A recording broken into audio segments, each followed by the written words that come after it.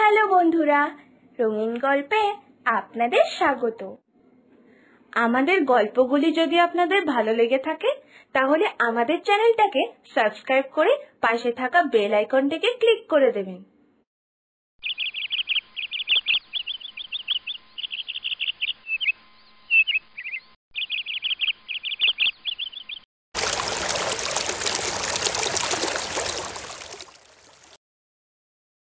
কি রে রূপা, তোকে কখন থেকে বলছি জল পড়ে যাচ্ছে, শুনতে পাচ্ছিস না নাকি?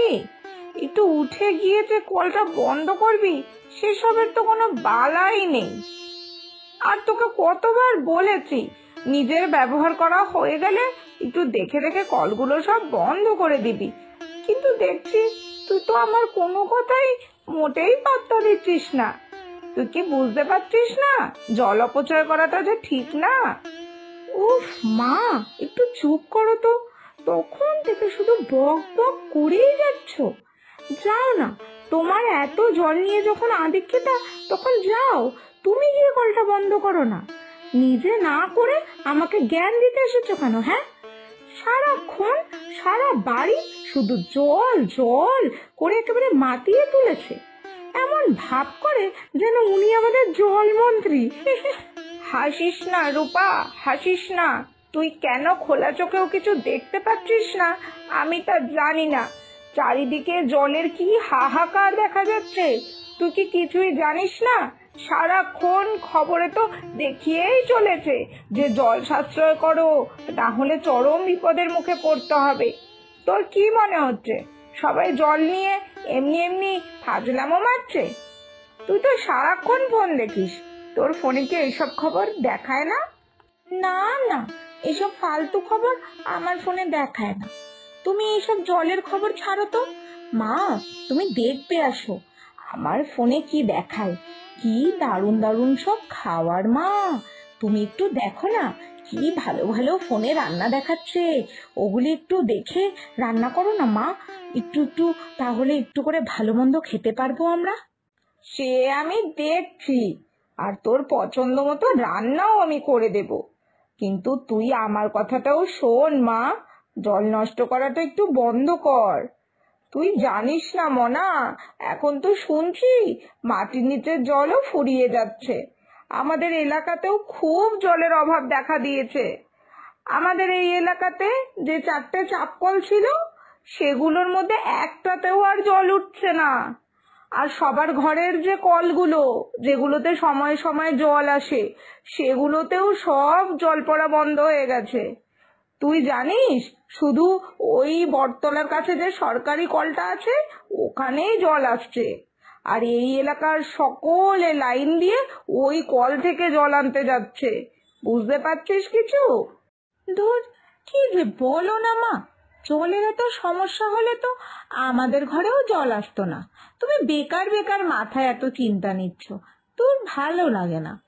আরে আমাদের ঘরে জল আসছে কারণ আমাদের মাটির নিচ থেকে পাম্পে জল ওঠে, আর ওই জলটাই আমরা ব্যবহার করি। তাই তো বলছি, চারিদিকের মাটির নিচের জলও তো একেবারে শেষ হয়ে যাচ্ছে। তাই আর জল অপচয় করিস না। কবে যে আমাদের ঘরেও জল আসা বন্ধ হয়ে যাবে কে জানে। ঠিক আছে, দেখছি, তুমি অত চিন্তা করো না তো, যত সব আজগুবি চিন্তা তোমার মাথায়। দেখছি আমি এবার থেকে সময় মতো কল বন্ধ করব। এবার শান্তি তোমার?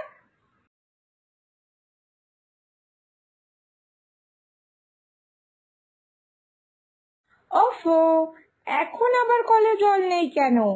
মা কি আজকে পাম্প চালাতে ভুলে গেল নাকি? আমার হয়েছে যত জ্বালা, এখন মুখ ধোবো কি করে? যেই না মুখটা ধুতে গেলাম অমনি জলের চলে যেতে হলো। মা, ও মা, পাম্পটা চালাও, কলে জল পড়ছে না তো। ও মা, শুনতে পাচ্ছ?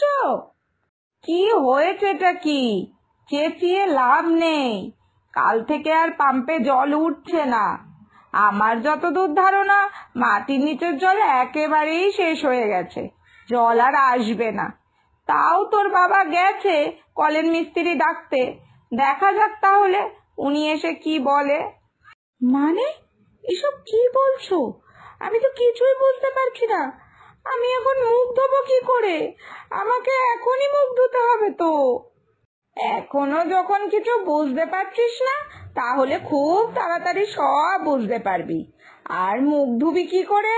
মানে ওই বাথরুমের বালতিতে এক বালতি জল আছে এখনো, যা ওটা দিয়েই মুখখানা ধুয়ে নে। তারপরের বার এইসব ছাতা মাথা লাগানোর আগে একবার দেখে নিস যে জল আছে কিনা। দূর, কি জ্বালা! এখন মগ দিয়ে বালতির থেকে জল তুলে তুলে মুখ ধুতে হবে। এইভাবে কত অসুবিধা হয়। আমার তো বেসিনের কল খুলে মুখ ধোয়ার অভ্যাস। এবার কি করব? দূর ধুর ধুর করে আর লাভ নেই। এই তো সবে শুরু। এবার থেকে দেখ, সব অভ্যাস ঠিক পাল্টে যাবে। দাঁত থাকতে তো দাঁতের মর্ম দাওনি, এবার বুঝবে। আরে হ্যাঁ, যদি কলের মিস্ত্রি বলে দেয় যে মাটির তলার জলও শেষ হয়ে গেছে, তাহলে তৈরি থাকো ওই বটতলার সরকারি কল থেকে বালতি করে জল টেনে আনার জন্য, বুঝেছো? একে মুখ ধুতে পারছি না, তার উপরে আবার তোমার এইসব ফালতু কথা, যত সব।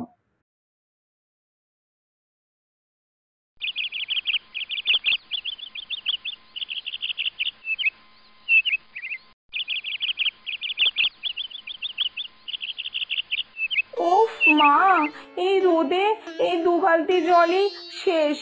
আমি আর 1 বালতিও আর টানতে পারবো না। সকাল থেকে জল টেনেই যাচ্ছি, খুব কষ্ট হচ্ছে মা, আমি আর পারছি না। আমিও সকাল থেকে অনেক জল টেনেছি, আমিও আজকে একদম আর পারছি না। আজকে এই জলই থাক, একটু বুঝে কম কম জল ব্যবহার করবি, তাহলেই হবে।